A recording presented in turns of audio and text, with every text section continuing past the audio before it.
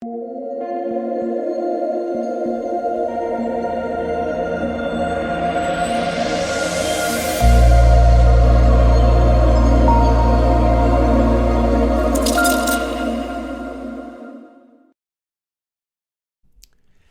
what is going on, guys? This is DK. Back at you with another video here to break down the 7-game NBA main slate on Tuesday. Before I get into the video, if you guys are new to the channel, my name's DK. I make daily videos and live stream for NBA and NFL slates on Draftkings.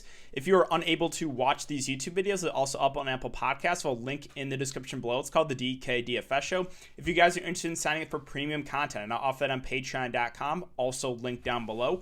And then I want to thank Underdog Fantasy for sponsoring this show.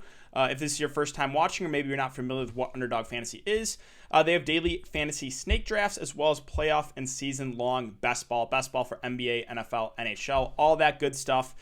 If you guys want to sign up, you can deposit. And after your first deposit, you can use the code DKDFS. DKDFS, all one word. You get a money-back guarantee up to $100. But with that all out of the way, let's jump into the video. So before I talk about players and the prices for this 7-game slate, let's look back my lineup here from Monday. So Monday, right now I am on the fringe of cashing in the in my higher dollar tournament money line right now. So let's go over it. Tomas Satoransky, Brad Beal, Daniel House, Rudy Gay, DeMarcus Cousins, Zach LaVine, Kenrich Williams, Devin Booker. Here I can get out of the way so you guys can see.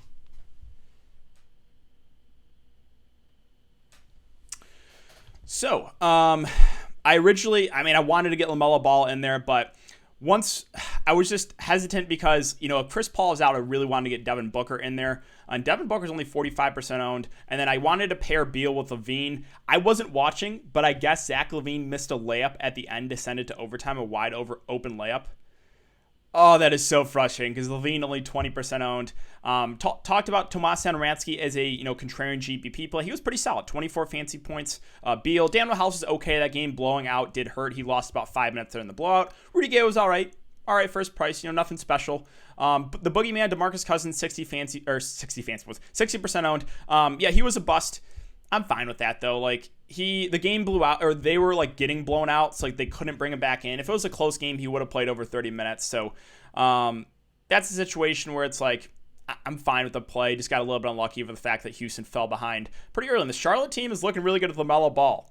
Yeah, LaMelo Ball is for real, guys. Then LaVine with Kenrich Williams for value, just because Oklahoma City was shorthanded, and Devin Booker. So should be able to cash here right on the money line with about 4 minutes left from Booker and Kenrich Williams. We'll see how it goes. But that's it for the look back, guys. So let's talk about this slate here. 7 games. Let's see. Okay, I think we only have 3 of the 7 out. We have Knicks and Heat. It's a 208 over under. The Heat are 7-point favorites. Warriors and Spurs, a 233 over under. We just saw this one. Spurs 1.5-point favorites. And 76ers Kings, a 230.5 over under. These 76ers are 4.5-point favorites. So let's start off with Brooklyn and Detroit. And the Brooklyn side, there's no Kevin Durant. Kyrie Irving is probable. So really, it's the main 2 guys for Brooklyn for me, and that is it. I am not dealing with the secondary plays here on this Brooklyn team when 2 of their healthy stars are there. So we have Harden at 10.9, Kyrie at 9.3. I prefer the price in Kyrie Irving. Harden probably has a little more upside, but if I had to pick one, I would take the discount on Kyrie. Detroit also pretty shorthanded. We'll talk about them in a second. Really, it's only the main 2 guys there for Brooklyn. That's it. I'm not going to Harris. His role doesn't change. It just matters if he hits the shots or not. Jeff Green, lower usage guy, just priced about right. TLC, Sham at Bruce Brown. If you want to take a shot on those guys, fine. I played Bruce Brown the last slate, expected more minutes. He did not play as much as I thought he would. So just a situation I'm probably not going to get to. Norvel Pale is the backup center. He played about 17 minutes. Actually was in some foul trouble too. If you want to get super risky in tournaments, you can take a shot on him because he is min price. He's a good shot blocker. But that's it for Brooklyn and the Brooklyn side. And the Detroit side, I do like Jeremy Grant quite a bit at 7K. Now, sure, the production got boosted because of the double overtime there against the Lakers. But you guys know I love targeting players against this Brooklyn Nets team. They played no defense. I do like Jeremy Grant. I know he's been a little bit up and down, but I think this is definitely a game you could have some upside. We also have a couple guys questionable, DeLon Wright, Wayne Ellington. If they're both out, they're going to be pretty thin at the guard. I'm curious to see what they do with the starting lineup for the point guard if there's no DeLon Wright, because Derrick Rose is no longer there. Frank Jackson, Dennis Smith Jr. both questionable. So I have to keep an eye on that. If one of those guys are active and they start, either Frank Jackson or Dennis Smith Jr., I actually would like them a lot for value. So we'll just have to keep an eye on that. DeLon Wright himself, if he plays and there's no limitations, I actually do like him too, because Now there's no Derrick Rose behind him. He should play over 30 minutes. So I would have some interest in DeLon Wright, even Mason Plumlee. As long as he can stay out of foul trouble, he has shown, like, he played 37 minutes in regulation there, which is kind of insane. Again, that was a bigger front court. This team against Brooklyn, they kind of go a little bit small if DeAndre Jordan's not on the court. But again, Plumlee is a good point per guy as long as he can stay out of foul trouble. I think he's a decent play. And then I think I have some interest in Josh Jackson as a tournament play. The minutes haven't been amazing on him, but he does have upside. We saw it that last game, so I think he's an intriguing tournament play. Blake Griffin at 5K. A little bit tempting, the 5K price. I still don't know if I can do it. I still don't know if I can go to Blake Griffin. And that's probably it for me on the Detroit side. Isaiah Stewart is going to be the backup center. He was in some severe foul trouble the last game, but normally he'll play about 20 minutes. I think you could realistically punt with him, kind of like Norval Pele, a tournament, a GBP play. And the New York-Miami side, or New York-Miami game, I think Julius Randle's the guy again. He was my favorite player the last time. He's my favorite player again in this game in general. He's playing close to 40 minutes. As long as that continues and he continues to play close to 40 minutes, I think Julius Randle is a good play at 9.1K even in that matchup. Now, Derrick Rose, we're not sure if he's going to be available. I would guess not, but we'll see. If he's not available, it's going to be a combination of Quickly and Alfred Payton. Alfred Payton played 31 minutes. It was a little bit disappointing. Quickly, the minutes have not been there because Alfred Payton's getting extended. If you want to take a shot at one of those guys, sure. Again, it's been Alf recently, so I guess a little more confidence with him. But that's probably it. Nerlens Noel, if he does play, I would put him in the same category as Isaiah Stewart, Norval Pele. Probably play around 20 minutes, and you could use him as a really cheap value play. On the Miami side, honestly, not a lot of Kendrick Nunn. He plays well when everyone is healthy. When I play him when there's no one on the team, he can't, just so annoying. Just so annoying. There is still no Goran Dragic, so if he starts a point guard again, I think he's a decent play at 5-6 because he played over 30 minutes. Tyler Hero at 6-7, a little too pricey for me. Jimmy and Bam, I think, are fair plays, but neither are priorities. Both should play big minutes. New York has been actually pretty solid defensively, so again, neither of those guys I'm going to out of my way to play. Houston and New Orleans, so no Christian Wood still. DeMarcus Cousins, the ownership's going to drop. He's been pretty popular. Again, he was fine against San Antonio. Obviously, it was a letdown tonight because just the minutes he didn't play a shift in the fourth quarter. If he plays that fourth quarter shift, he probably goes for mid-30s minutes. Probably would have been okay. Now, again, I think this is going to lower the ownership. The price didn't move a ton. Matchup, Steven Adams actually is a decent defender. So I think Boogie is not a must play, but someone I still have some interest in. I think the ownership will drop on him. Oladipo not expected to play. They said he played 34 minutes, but they said he's projected to rest in this game. John Wall rested the last game, so with him back, I think we get probably close to 35 minutes. If we do, I think that makes John Wall a really solid play here at 7-3. Just because no Victor Oladipo, he's going to run the offense. Again, Oladipo, they've kind of been taking it easy on Oladipo and John Wall's minutes. But Oladipo tonight, in a blowout, played 34 minutes. He would have played a little bit more if the game stayed close. So if we're going to get similar minutes, if we're going to get about 35 from John Wall, there's no guarantee of it. But if we do, I think he's a really, really good play here at that price point. Eric Gordon at 6'2 is fine. Normally when one of those guards are out, he is viable. But that price, it just seems priced about right. And with Gordon back, kind of takes his secondary plays out of play, and guys like House, Nwaba, and Sterling Brown are viable on this slate. With Gordon back, that's just one more body in the rotation, so not really excited about any of those value options. On the New Orleans side, so Brandon Ingram and Zion Williamson, I think, are both decent plays. I don't know if either are a priority for me. Both should play, mid to high 30s minutes. Brandon Ingram's starting to turn it on now. Recently, he's starting to pick it up with the peripherals. He goes in weird phases where he will stuff his stat sheet, and then he'll go on a stretch where he's pretty scoring dependent. I never know what to I don't know what to make of Brandon Ingram. He's been playing well. Again, 48 and 58 fantasy points, 8.5K does feel a little pricey, but I think both of them are viable plays. Lonzo Ball and Eric Bledsoe at 6'3 and 6'1 respectively. I think I would give that to Lonzo. Right now, he's just getting a little bit more minutes. He did go for almost a triple-double last game. I think Lonzo's a decent play. Again, Houston does play a little bit fast, so decent matchup there. Steven Adams at 5'9", going up against Boogie Cousins, I think is an okay play. Not a priority for me. And then Josh Hart is questionable. If he misses, probably a few more minutes for NAW and JJ Redick, but neither would be a priority for me. And then Guillermo Hernangomez has been playing the backup center. So he's been playing, about 20 minutes. He's a decent point per minute guy. You can put him in the same category as those other centers I mentioned that you could definitely use them for value. Golden State San Antonio. So again, we just saw this game. Steph Curry is always in play for tournaments. He has insane upside. So yeah, I'd like him for GPPs. Draymond Green. So I originally had him in my lineup, then pivoted off. because I wanted to get Devin Booker into my lineup. I got off Draymond and off Boucher to get to, it was Booker and Kenrich Williams, I think. That's what the pivot was. But yeah, Draymond Green is, he's going to play mid-30s minutes. So Pascal coming back didn't really affect him. It hurt Toscano a little bit. Like, Toscano lost a few minutes. But I still, Draymond is just a stat stuffer. And I like playing guys like that. And he's getting a boost right now, playing a lot of the 5 with no Wiseman and Kevon Looney. So I do like Draymond even at that price. Wiggins and Oubre. Oubre's flashed him up. He's been so up and down. He had a good game tonight. I think he's a fine tournament play. When he's getting it going, he does have 40-plus fantasy point upside, but he also has a really low floor. So I don't know if I can trust that for cash. Toscano Anderson now at 5K. That seems a little bit too much for him. Pascal didn't play a ton. I'm curious, how many minutes did Pascal play tonight? Let me just go over the Warriors minutes really quick, just because, again, we will see this game again tomorrow. So yeah, Draymond Green, 36 minutes. He almost had a triple-double, 7, 10, and 10. That's the Draymond Green I know, almost triple-double every single game. Oubre went for 24, 4, and 1. Toscano Anderson played 29 minutes. Pascal played 12, so he didn't play a ton.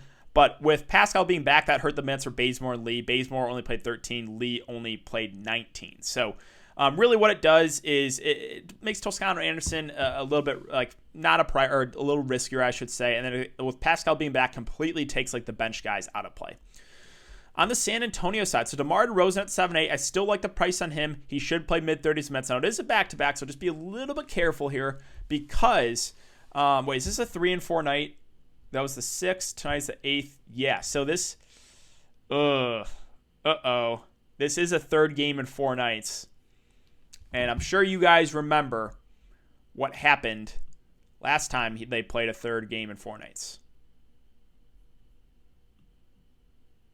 So just tread carefully here. I am a little bit concerned. Popovich has shown that he can pop you, and we got popped that last game. So, or the last time DeRozan played a third game in 4 nights. So there is some risk here with DeMar DeRozan's minutes. A little bit riskier, I would say. DeJounte Murray had an insane game today. I think he went for 7 steals or something. I think he's still a good tournament play at 6'5". I expect him to play around 30 minutes. So Jakob Poeltl, I was a little bit surprised they closed with him. I'm curious, all right, how many minutes did Jakob Poeltl play? I really thought they would close with Rudy Gay, small ball 5. They closed with Jakob Poeltl, and he played 30 minutes. So will that trend continue? I'm not sure. He went for 14, 11, and 4 blocks. If I knew Jakob Poeltl was going to play about 30 minutes or 30 plus, I would like him. But I'm still not convinced that he will get those minutes. So again, a little bit of riskier play. Keldon, you guys know, strictly GPP play. And then Rudy Gay at 4.6, I still think is decent. He played about, 23 minutes. If they pull the plug early in Jakob Poeltl and go small ball, Rudy Gay will be the guy. They will close at the 5. So still have some interest in him for value. And then that's probably it for me on San Antonio. Moving on to Orlando and Portland. So I do like this game a good amount here. Probably one of my favorite games to target on the slate. Nikola Vucevic at 8.9K. I am fine going right back to the well here. He went for 77 against Chicago, was on pace for a big game there, and then got pulled really early in the third quarter. Did not return because it was just a huge blowout.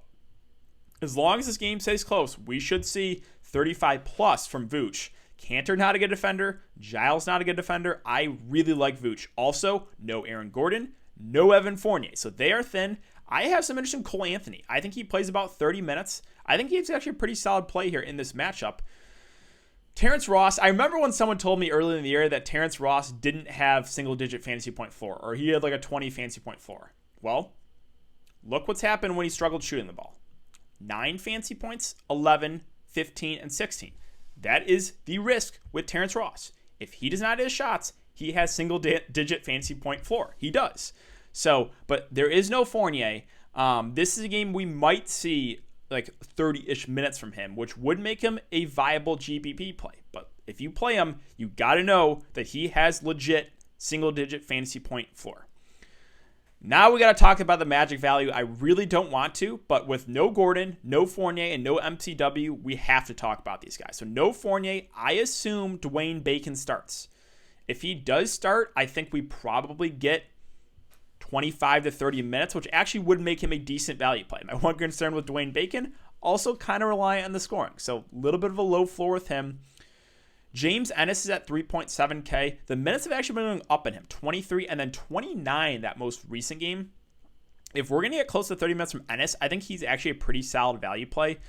Kem Birch at 3.9. The minutes have been trending down on him, which is not great. Only 15, 19, and 16 minutes. So not a good sign. I'm probably not going to go there. I mean, he's actually a decent point per minute guy, but not good that those minutes are trending down. I don't know why, but they give Gary Clark minutes.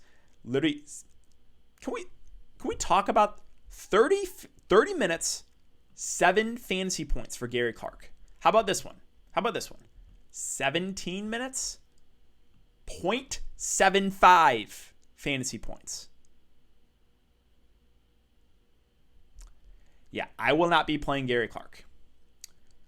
Chuma Okeke at 3.5K is actually intriguing. Well, the minutes are going down for Kem Birch. They're going up for Okeke. And I like that he's power forward eligible as well. No, sure, that game was a blowout, so he played a little bit more. But I'm expecting around, high teens in minutes. I think he's actually a decent value play. And then the guy that I have interest in for tournaments is Frank Mason, because he's a good point per minute guy. Hasn't really been amazing the first couple games he's played. He's a good scorer, though. 26 minutes at 21 fantasy points. I like the matchup. Will he play alongside Cole Anthony at all? Well, he did a little bit the last game, right? He played 26, and Cole Anthony played 29. So they definitely played alongside each other a little bit.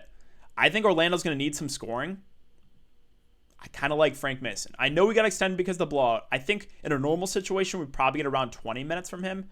But I do like him for value as a sneaky value play on the slate that I don't think a lot of people get to. On the Portland side, Damian Lillard, I think, is one of the better spend-ups of the slate.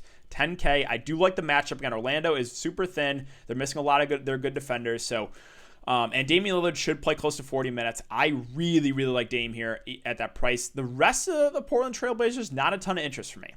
Some of these guys are still priced up from when Dame was out. Cantor at 7.5. Would rather get to Vooch for a little bit more. Trent, a little bit too pricey for me. Rocco, Melo seem priced about right. Simons and Hood are just secondary plays. So really, there's not a ton else I like here. Derrick Jones Jr. also back. So there's just too many bodies now. People are still priced up from when Dame was out. It's Dame for me, and that's it. Philly and Sacramento, I think Joel Embiid is one of the better spin-ups of the slate as well. Love targeting players against the Sacramento Kings team. I think the price might scare some people away, but as long as this game stays close, we'll probably see 35 minutes from Embiid, who has insane upside. I do like him a decent amount there. Ben Simmons, Tobias are still viable because of the matchup, but those are guys I usually look to when Embiid is out. When Embiid's in, they're more secondary plays. Now, Shake Milton, Seth Curry at 4.3 and 4.2 respectively, they are viable value plays because of the matchup alone. Shake played 27 minutes the last game. I think he's certainly in play. Danny Green, I just don't like playing this guy. Just so reliant on his three-point shooting. But yeah, Green, Curry, again, Shake Milton, I think all three of those guys are viable. If I had to pick one, I think it would be Shake Milton. Sacramento side, so De'Aaron Fox, he just continues to be under-owned every slate.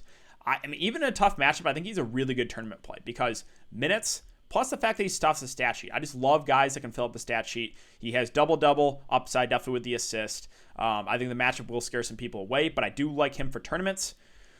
The rest of the team, not a ton I like. Buddy Hield, Harrison Barnes came back down to earth with 22 fantasy points. I still don't know what to make of him. He's got 40-plus fantasy point upside. I'm going to continue to fade. What I am not really happy to see is the minutes on Halliburton went down to only 27. So they've kind of been fluctuating with him. If he plays 35-plus minutes, he's a better play. But 27 that last game is not great.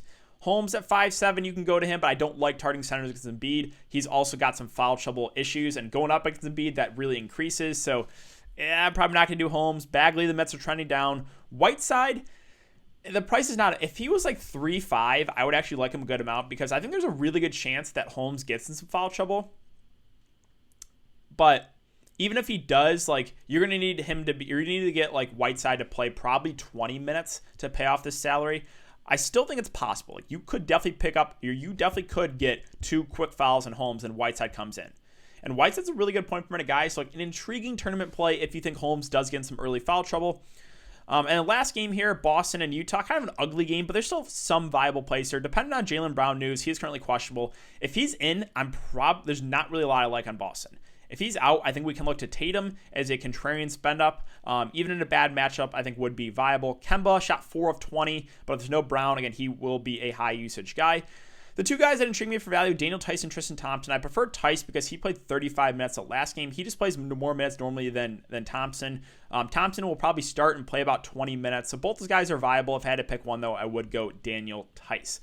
And lastly, Utah, so still no Mike Conley. Donovan Mitchell, I think, is a decent tournament play. Because of the matchup, I don't know if people are going to be, if he's going to be super, super popular. But again, he is going to run the point a lot. He had 11 assists, kind of like Devin Booker today, right? When Chris Paul got ruled out, I was really high in Devin Booker. When Mike Conley's out, he's going to run the point a lot. So that just really boosts his floor and ceiling. I do like Mitchell a good amount here. I don't know if he's going to be that popular either. Rudy Gobert, only playing about 30 minutes in competitive games, secondary play. Bojan, too reliant on scoring. The two guys I do have some interest in the mid-range, Clarkson and Ingles. Now, Clarkson didn't have the best shooting game, 7 of 19, but he did play 30 minutes. So I expect about 30 minutes from him. I think he's a decent tournament play because when he's out there, he's going to shoot the ball. And then Joe Ingles started to play 32 minutes. I think decent value, but 5'8", it's right? I would have wished he was a little bit cheaper. Royce, no. Favors, put him in the same category as about those 4 or 5 other, backup centers I mentioned. He'll probably play high teens to maybe 20 minutes. He's a good point per minute guy. He's gone for over 20 fantasy points the last 5 games. I think Favors is a viable contrarian GPP value play.